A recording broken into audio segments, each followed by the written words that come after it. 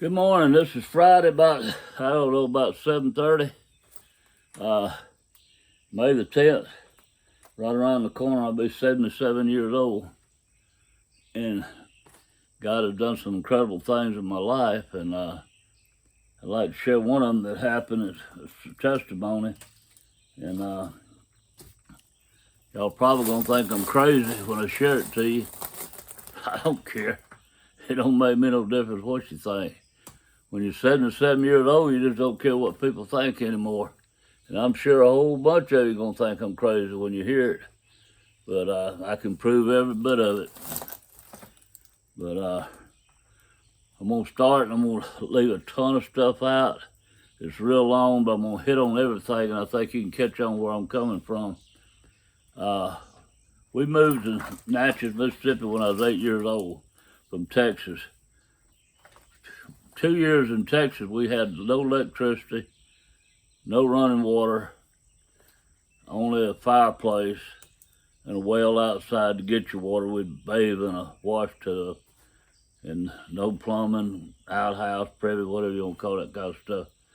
We were pretty poor, but we didn't know it. If you don't have it, never seen it, you don't miss it.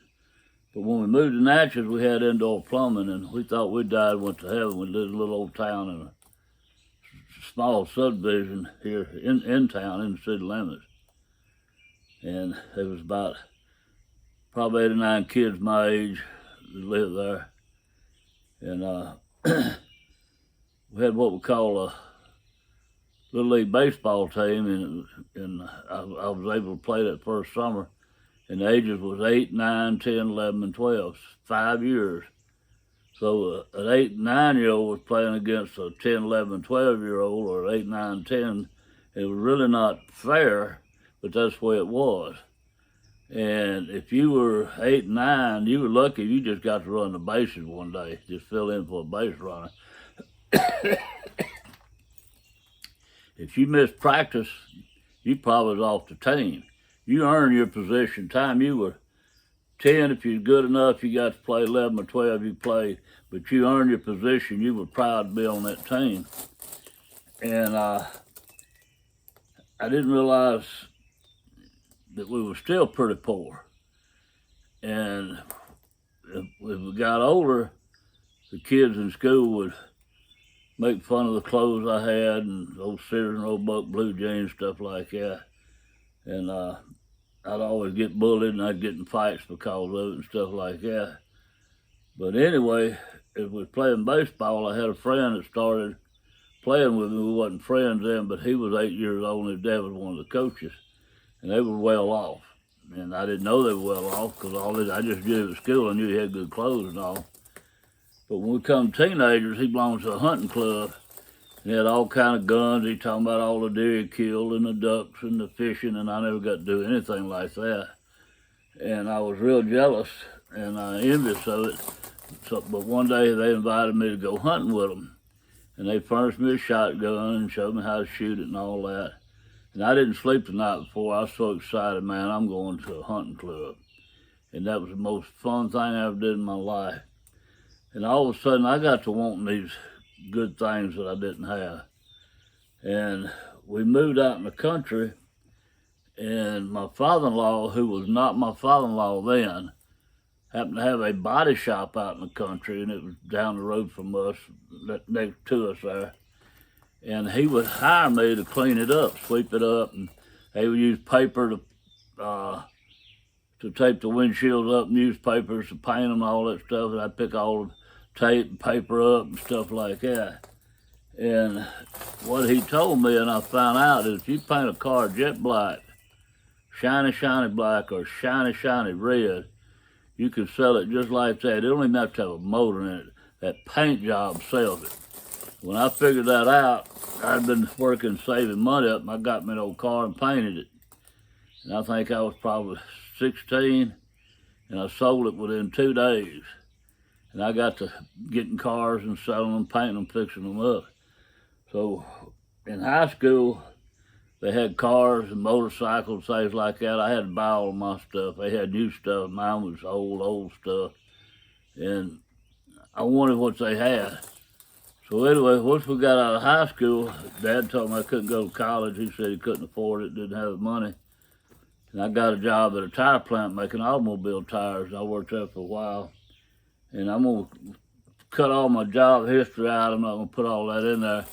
But a few years, probably 10 years later, I was working as assistant service manager at a GMC dealership. And a friend of mine I knew through playing ball come in a brand new Oldsmobile Tornado. And I mean, it was like the Cadillac of the Oldsmobile. And I'm sitting there thinking, how in the world can he afford something like that? And I hadn't seen him in years. We hunted together a couple of years, that's how I knew him, and then we didn't hunt together no more. We didn't go to school together, nothing. And he said, what are you doing working here? And I said, well, I've been here about 2 years. And he said, man, you need to go work for me. You make a lot of money. And I said, do what? And he said, yeah. He said, how much you making? And I said, oh, I'm making about $75 a week. And he said, well, how about making about $400 a week? And I said, no, I don't know about make that kind of money. And he said, well, I do. And he says, they're promoting me, and I'm moving to another town. I'm going to become a manager in another town of this company, and I can get you my job if you want it. I always liked you when we was hunting and all, and I always had a lot of respect for you, and I can get you this job. And I said, well, what's it doing? He said, well, it's selling insurance. And I got to laughing. I said, man, I can't sell nothing. He said, well, can you take a day off? I said, well, I hadn't been here long enough for vacation time. I said, but one of my good friends is my boss, and let me talk to him. So I asked him if they'd have Monday off. This was on a Friday. No pay now. He said, yeah, you can have Monday off. So I met this guy at a service station, and we went to a town about 30 miles away, and he drove up to this house. And we walked up to the door and knocked on the door, and this lady come to the door, and she handed him an envelope about like this, and it was like a receipt book. She handed him $10. He put $10 in this big old bag he had, and he signed that she paid him $10 and dated it. And then he had a big book like a ledger, and he wrote that Miss Della Green paid me $10. And he said, that's all you do. And then in the book it says, now turn right, go 3 miles, cross the railroad track, third house on the left. Joe Smith lives there, and it's $15. So we go down, we collect $15. Then it says turn around, go to highway such and such, go 3 miles, turn so-and-so, and Jim Jones lives there, and collect money. For about 8 hours, we collected money, and he collected probably $1,000 in 8 hours.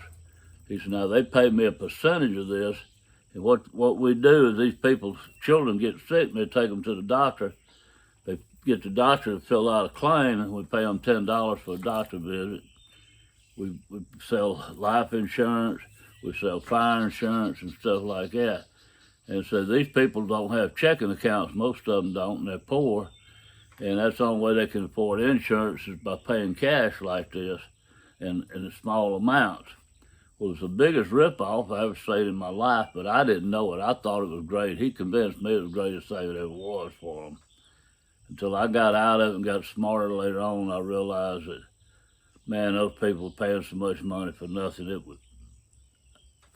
It made me embarrassed to say I was doing it, but I did not know no difference, and I thought it was good. They had me convinced I was doing them a favor. So I said, yeah, I can do this. So I took the job, and if you sell them some, you make more money off of that. They pay a percentage for collecting. And I think my first paycheck was like around $450, $460, somewhere in there, and I thought me and my wife going to go through the roof. And man, I got to making so much money, and I did that for about 3 years. And that town didn't have many restaurants or anything in it. And this was going on when a lot of riots was going on, civil rights was going on, people burning, blacks and whites fighting, all this stuff. Integrating the schools, it just was a mess going on in the country then. But it wasn't no place to eat. And I come up with an idea. Y'all excuse me, my nose, I got allergies, my nose itches so bad. But and you probably look at my eyes and tell my whole face is swollen a little bit. But I told my friend on the Rexall drugstore there, we'd eat there every day at lunch, and we were in the same hunting club. I said, man, I think I want to open a restaurant in this town. And he said, well, it's going to be hard to do because black people ain't going to come and eat white people ain't going to eat black people, or something like that. I don't remember how he said it. I said, no. I said, I'm going to put it in a trailer. He said, a trailer? I said, yeah. And put it in a vacant lot. There's a couple vacant lots on Main Street. And they come up to the window, get the food, and leave. He said, you know, you might be on to something. So I had another friend I knew that sold mobile homes, and they also built them. And then my best friend was an architect, and he built houses and designed them. And I went to him and I said, I want you to design me a kitchen. Told him what I was trying to do in like just a rectangle building, like a trailer. And he designed it, and then I took it to Mr. Holder, and he said, yeah, we can build that. And he told me how much it was. I said, okay, I knew I could afford it. But while he was getting started on it, I got to looking into equipment, and equipment is so expensive. It's got to be aluminum or it's got to be stainless steel. And man, I didn't know if I could come up with that kind of money. So I said, well, what I'll probably do is try to find me some used equipment. And I got plenty of time. They're building the thing, and I'm looking. In the meantime, my friend that designed it asked me how's it coming, and I told him, and I said, told him about looking for you. He said, no, you want new equipment. He said, won't you let me go in business with you? Let's do a partnership. And I said, good. So anyways, now we open it up. First day we sold out everything. 8 months later, was using his CPA because he had a lot of businesses. His CPA called us in and said, you boys going to have some serious trouble. Said, you paid this business off in 8 months. Said, you don't pay new business off in 8 months.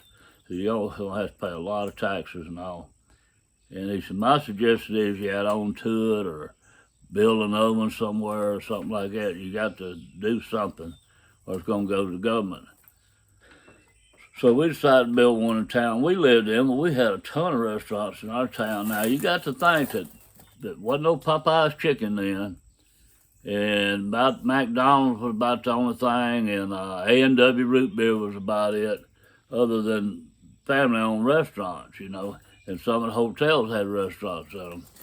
So we found a strip mall in Natchez, and they let us put it in the parking lot, and we set the building up right at where the other buildings were already built. There's a place to park the trailer there.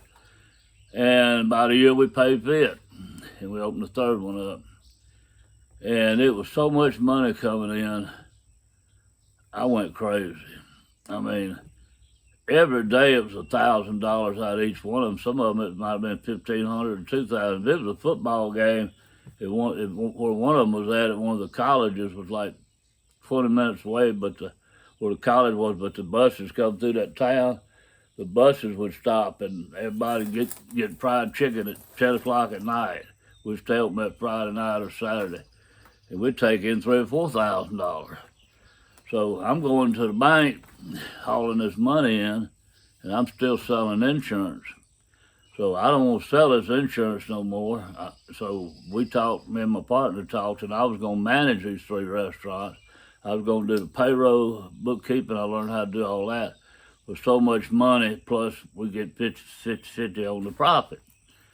So I'm making some serious money, and I think I'm somebody. I got me a brand new Bronco. I got me a truck to hunt in, one to ride around town in. My wife's got a brand new Oldsmobile 98 Regency. We built our dream home, bought land, had a dream home built on it. I had like 40 rifles, 30 pistols, anything I wanted, fishing boats, you name it. I was spending money like it was crazy. These restaurants were bringing it in, it was unbelievable. So when you go in the bank back in, the bankers were sitting out there on a table in the lobby. They didn't have a room like they have now. You go in, and when I go in deposit Guaranty Bank, Mr. Schaefer would be sitting there, and if Joe Brown's sitting there talking to him about a loan, he just forgets him. He says, excuse me, hey, Mr. Tuttle, how you doing? Come on, let me talk to you a minute. We'd run back in the little kitchen there. Have a cup of coffee. What you been doing lately? Been catching any fish? Man, I'm somebody. I go in Brittany Coons, Eddie Schaefer says, "Hey, Mr. Tuck, come here. Shining arrowheads. Let me tell you what I did. I'm somebody. Christmas comes, we get a turkey from one of them. We get a ham from one of them. We get invited to the parties. I have moved up the ladder. I get a call. They want me to be on the board of trustees of one of the Christian schools in town. Rotary Club wants me in. Kiwanis Club wants me in. I had meetings every night. I had a suit and tie. My chest was out like this. I am somebody. And this went on for about 4 years. And we've taken that money. It was $3,000 I was putting in the bank every day. 3 restaurants. One of them might not have made but $800 that day, but the other might have made $2,000 that day. You know, but it always averaged out at over $3,000. And man, it was just unbelievable. And I didn't see any end to it. Credit. So then they decided to build the first huge mall in our town. And we had a sporting goods store in town, a small one, and they didn't have any competition. I always liked sporting goods stuff. So I found out nobody's gonna put one in that mall, so I talked to my partner, and he said, "Man, I want a sporting goods store too, let's put one in the mall." So we got to researching it and put Weatherby rifles, Browning, the best guns, all this stuff. What we want to have for inventory, boats, fishing, we wanted everything. We need at least $1 million for inventory. So we go sit down and talk to the first banker we had most money borrowed with. We were doing with 2 banks, and told him what we were doing. And I said, we have some people wanting to buy our restaurants. And I said, if we sell them and put our land and stuff up collateral, could we get $1 million? And he said, yeah, we'll loan you $1 million. And man, you just don't know the feeling I had. I'm thinking I'm a millionaire. I'm not a millionaire. Me and my partner, I'm probably 500, half a millionaire. But anyway, I'm thinking I have made money. I have reached my pinnacle in my life. No telling how much more I'm going to make. Everything I've done and touched has turned into money. I said, man, this is the easiest thing in the world, making money. So we was telling his dad that we're going to sell the restaurant, and he said, let me give you guys some advice. I said, y'all young. He said, don't let the bank make that money. And the first thing I said, well, what do you mean? He said, you finance them. You own the building. He said, you make the interest off that money also. And I said, wow, yeah, I'll be having money coming in every month. Off of 3 of them, that's a great thing to do. But one person bought 2 and another person bought 1. And I said, wow. So that's what we did. The mall's about 75% finished. It ain't near time for the sporting goods store to open, even put in there. But we got this money coming in every month, so we're not worried about it. We financed them. Well, after about 4 or 5 months, somebody called me and said, man, they didn't know we'd sold them. Said, how come you're not open? Said, we've been out 2 days in a row and your business is closed. And I said, do what? And I run up there and there's a lock on the door and a thing on there is something about bankruptcy. I don't remember what all the cards said. Then I get a letter that person declared bankrupt. And I wasn't familiar with that. I didn't know what, wow. I guess I'll just open it up next week and start selling stuff out of it. Now, you don't even go in it until everything's settled in the bankruptcy court in Vicksburg, Mississippi federal court. Well, that was about 1 year and 2 months before that happened. You put chicken and shrimp and oysters and fish and ice cream in a trailer with no electricity and no refrigeration and see what happens in a few days. That strip mall was cursing us out. That whole area stunk so bad, people wouldn't even go in there to buy. We can go in the hardware store. I mean, it was unbearable. So we had to get our lawyer to talk to the judge, and they gave us a permission to cut the lock off, go in there and clean all that stuff out. I have never seen nasty stuff like that in my life. And I got a strong stomach. We got it cleaned up. I said, oh my God. I am so glad. So now that one income's not coming in, about 4 months later, the person that bought the two went bankrupt. He tried to open like 10 in a row in different towns that were bigger, and they didn't make it, and he declared bankruptcy. The one that bought the first one went in a divorce, and that's why he did it. So now I got 2 more I got to go in and clean up in 2 other towns, and no money coming in. Can't borrow the $1 million, and I'm in debt up to here, and no money and no job. Lost everything I had. Just like that. Pride goeth before the fall. I was one of the most proudful person that ever was. High school education, poor coming up. Now I'm being able to get $1 million. I own all these businesses. I did this, I did that. I. And boy, it's gone. Now you talking about getting embarrassed. When you say you place for nothing, and you say your hammers and your screwdrivers, your tackle box, everything I own we sold or it got repoed. And we moved out of that house, we literally had clothes and that was it. And we was able to get in a little house downtown in a cul-de-sac. Had enough money to get into there. Had absolutely nothing. They would come to repo cars and things like that. And so my lawyer tells me, said, John, you got to go bankrupt. He said, you could not find a job making enough money to pay this debt off you have. And I said, I'm not going bankrupt. I said, I don't believe in it. I said, the people that did it hurt me, and I'm not going to hurt anybody else. If I had it would have been so easy. But I'm glad I didn't. It took me like 22 years to pay that debt off. My wife never worked. She went to work. And for 4 years, I held down 3 jobs. I would go to a frame shop that makes picture frames at 5 in the morning, and I'd make frames until 9 o'clock. They open at 9. I'd leave and go downtown to a printing company, and I'd run printing press from 9 to 5, and then I'd sell insurance at night. And I did that for all those years my wife worked. I'm so proud we paid that debt off. But I look back and said, well, if you went bankrupt, look what you'd have now. Well, material things don't mean nothing, to me. Now, I'm going to back up, way back, and this is where you're going to think I'm crazy. When I opened the first restaurant and the second one, about a couple months after, about a year and a half after I had the 2 going, we hadn't opened the 3rd one yet. It was a gravel road that was about half a mile long, and it was one house at the end of it. And January lived there. And that was her last name, Willie January. And just before you get there, a man he was a very wealthy man. He owned land in 4 counties, on thousands of head of cattle. He owned some land on that side of that gravel road, and he had an old shotgun house. It was laid in like this, the porch about to fall in, had hay all on the porch, and the cows eat hay off the porch. And had so many cows in there with mud this deep, just way too many cows. But he would move his cows and switch them around.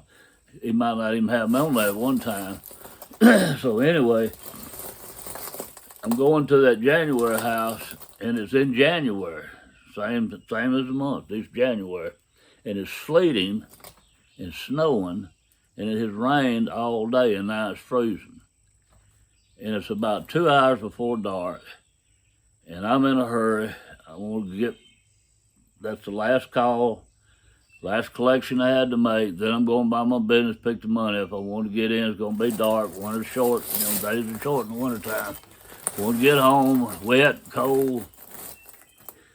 I'm looking the road straight, and I see an object standing up where the cows are. I always look for those cows. There's a lot of cows there. There's no cows, and I see it go down. And my windshield wipers are doing like this, and the big old snowflakes are hitting and busting. And as I get closer, it gets up and it's a man. And he had one leg, the other leg was cut off at his knee, and he had two crutches and he had an axe. And it was a stump there, a block of wood about 2 foot tall, huge, about the size of a wash tub. And he was trying to split wood on it. And when he went down, he slipped and fell.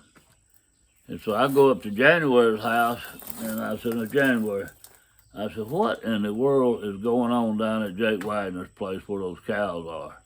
I said, there's a man down there with one leg out in that sleet and snow trying to bust firewood. She said, Miss John, we don't know. He just showed up out of nowhere. Nobody knows nothing about him. She said, it's sad. I said, it is. So I'm thinking I got to bust firewood.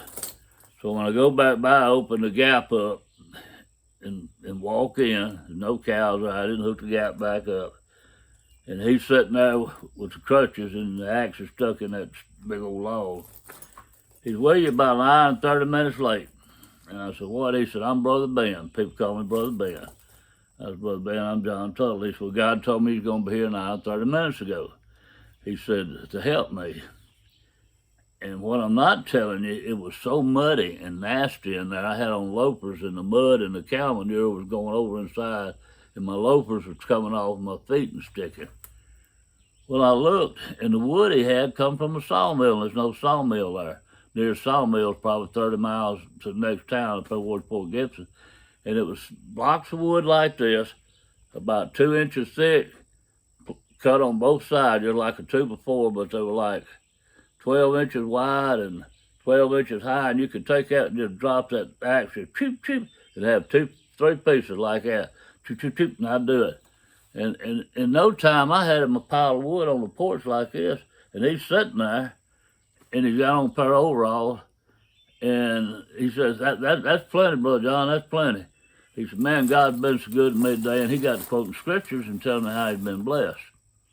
And I'm thinking what a fool he was. So I get in the truck, and I said, man, I done wasted an hour. I said, I got to go get my money, and I got to get to the house. So I go pick my money up, and I get to the house, and I don't even think about it no more. So I go by there once a week. So the next week I go by there, and the sun's been out, and it's dried up. It's still cold. It's probably 40 degrees. And he's sitting on the porch, and he's waving with both hands. So when I leave and come back out, I open the gap and go up there, and he says, come in and have a cup of coffee with me. And the porch is leaning like this. I was scared that I was going to fall through it. And the bottom step was rotted off completely. And I got up on the porch. And when he opened that door, wasn't nothing in there. Just a shotgun building, but it was a wood stove in there, and it was a small one, but it was old. And the pipe went up and went this way and went out the wall. And the wall had boards running vertical, and they had cracks, some this wide and some this wide in it. And there was a wooden spool in there that they rolled cable on, about 3 foot tall. I know you've seen these big wooden spools, and they had 2 5-gallon buckets sitting there for chairs. No sink, no electricity, no running water, no refrigerator, no bathroom, no nothing. And he had 2 tin cans on that stove. It looked like he had barbed wire, wasn't barbed wire, coat hanger wire or something wrapped around him for a handle. And he handed me that coffee. And I said, where did you get this water at? He said, well, when it rained, I caught it off the roof the other day in a 5-gallon bucket. And I said, oh my gosh, I'm going to get food poisoning or something. I took a swallow of that coffee, and oh my gosh, it was like mud. And I said, Brother Ben, I just can't drink this coffee. And the whole time, he never shuts up. He's like a radio going continuously. Man, let me tell you what happened in Matthew so-and-so. Let me tell you what God did. And God did this for me, and God did that, and how blessed I am. And I'm sitting there thinking, you need to be in an institution. You're plumb crazy. So the third week I go by, he says, I got you a gift, and he handed me a yoke. And a yoke is what they put around cows or oxen when they plow. Or some people put them around goats or something. It's a piece of wood done like this. It goes through the neck, and they can't go through the fence, or they got to go together as a team. One can't go one, but they got to be even. And he had made it. And he said, we have to be yoked together in the Word of God, and I want you to have this. And I said, man, I appreciate it. Stood in the back of my truck, my Bronco, I said, what am I going to do with that thing? And I get home and I said, my daddy might like it. He knows he had cows when he was a kid and chickens and stuff. And I give it to my daddy. Next week I go by and I don't see him, and I stop and toot my horn. He don't come out or nothing. I go back up in January, turn around, and I said, where's Brother Ben at? I said, we don't know. He disappeared just like he showed up. 2 weeks later, 3 weeks after he disappeared, the cow's back out there and some more hay on the ground. I don't think nothing about it. Now, back forward. Lost everything. I am struggling. My wife is working. I'm embarrassed. Threatening to cut lights off, threatening to cut water off, borrowing money when I can. Hey, bud, one of my friends, can you just loan me $50? I gotta keep the electricity on. And man, it was tough. And I went in a big, mighty way of depression. I got real depressed. And I got so mad and angry at God. And my whole time, I God, why would you do this to me? I've been going to church my whole life. I'm a good guy. Why would you let this happen to me? And so one day, it hit me. My wife told me, so we can't afford your insurance anymore. I had $500,000 worth of life insurance. She said, I'm gonna drop it. We can't pay for it anymore. And I said, well, I understand. And I said, well, shoot, I just killed myself. I said, $500,000. I said, my 3 kids gonna get a college education, and my wife's not gonna have to work anymore, and they're gonna be raised, and they're gonna have money, and they're gonna be somebody, and all this stuff, thinking through my head. And I said, this is the way to solve it all. Well, I had one little pistol left, and that was it. I'd sold like almost 100-something guns. And I was loading it up in the bedroom, and when I got it loaded, my wife walked in the door and she hollered, what are you doing? And I put it down real quick, and she realized it. And she come in there and she's crying. She sat down by me and hugging me. And she said, we got to get you help. And I said, yeah, I need help. So she called my pastor, and he said, well, tell him to be in the morning at 10 o'clock. So 10 o'clock, I went in his office, and he's sitting behind his desk like this. And, what's going on? And I tell him, and he knew I lost everything. Told him what was going on. He said, well, let me tell you about Job. And he started telling me about Job. And about halfway through, I looked at him, I said, Brother Buckley, I said, is that the best you can do?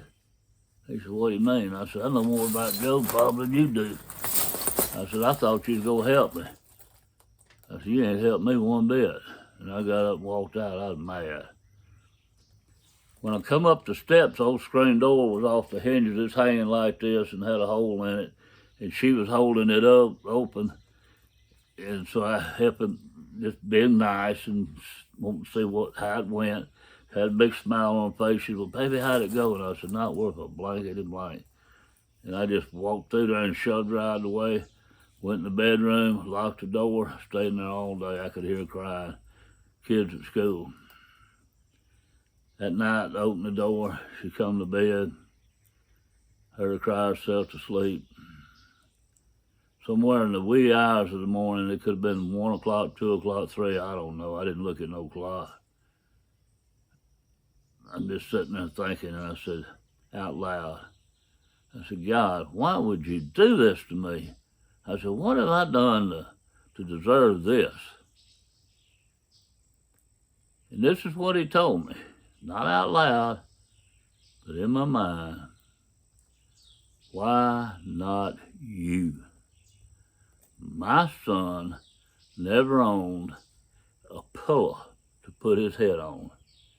Your pride took credit for everything you had, and you just started looking down on the poor people. You thought everybody could do what you were doing. You had no sympathy for them at all, and you were some big shot. And you never once tried to turn any of this mess over to me. You thought you could straighten it out yourself. And I'm sitting there thinking all that, and I said, well, I ain't so sure about that, And then all of a sudden, like a bolt of lightning, what about Brother Ben?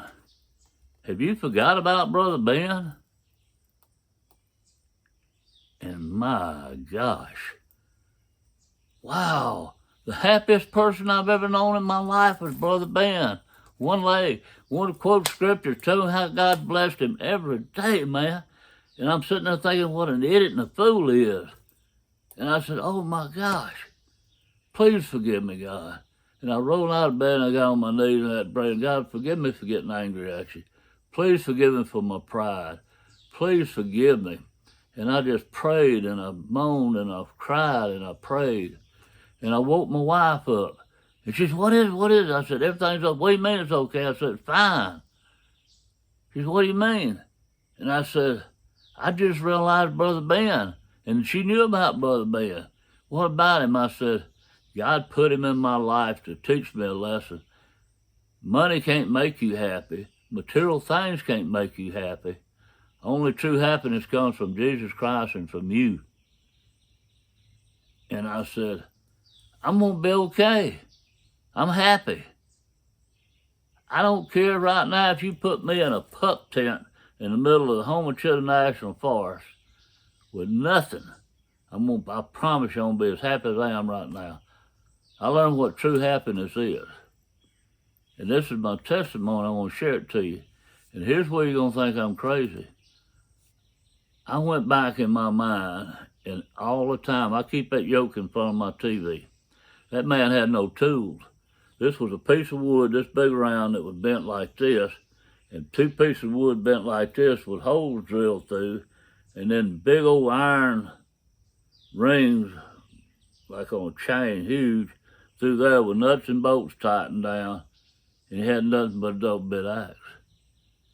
Then I go in that house and the guy opens my eyes and there was no bed, no mattress, no cover, no refrigerator, nothing but a stove and a table. 4 weeks, no clothes. He always wore the same clothes. He was an angel, I'm telling you, God put in my life. Now you might think I'm crazy, but you explain it. You tell me how that man survived 4 weeks. No food, no groceries, nothing. No running water. I never thought about it. All I was thinking about was getting my money, collecting my money, getting home. So what it made me do is pick myself up by my bootstraps and quit having a pity party. And I was young enough, I tore down 4 barns and 3 houses. In 2 years, people let me tear them down, and I took that lumber.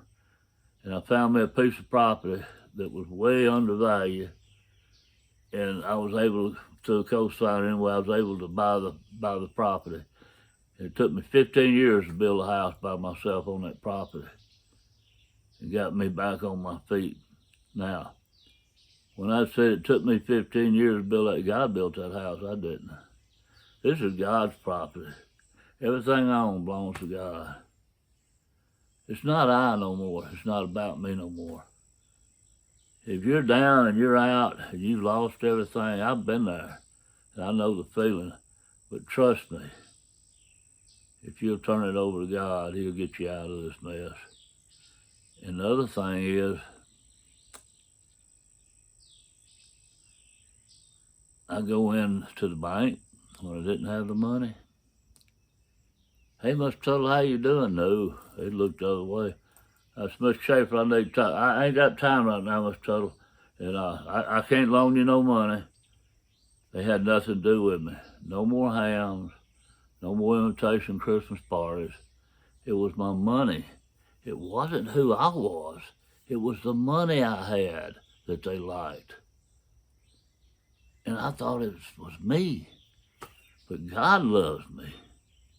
He gave His only Son for me, that I could have everlasting life. I hope y'all enjoy this testimony, and I hope it might touch some of you and bless you in a mighty way. Y'all have a blessed day.